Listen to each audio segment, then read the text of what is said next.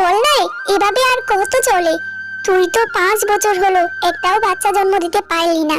আমার ছেলেটার জীবনটা যে এভাবে তুই শেষ করে দিচ্ছিস, আমার মোটেও ভালো লাগছে না। আমার ছেলেকে দ্বিতীয় বিয়ে করাবো।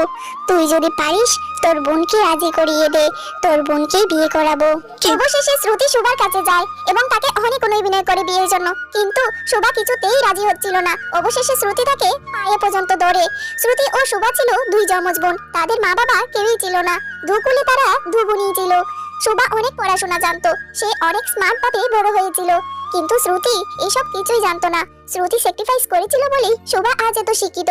সেইটার দোহাই দিয়ে অবশেষে শোভা শ্রুতিকে বিয়ের জন্য রাজি করালো এবং বিয়েও হয়ে গেল ধুমধাম করে। বিয়ের পর শোভা বাড়ি কোনো কাজই করতো না। শোভা যেন কেমন একটু পাল্টে গিয়েছে এবং শ্রুতি বাড়ি সব কাজ করতো। এতে বাড়ির কারোরই কিছু যায় আসতো না, কেউই শোভাকে কোনো কাজই দিত না, সবাই মাথায় তুলে রাখতো। এটা দেখে শ্রুতি অনেক অবাক হতো।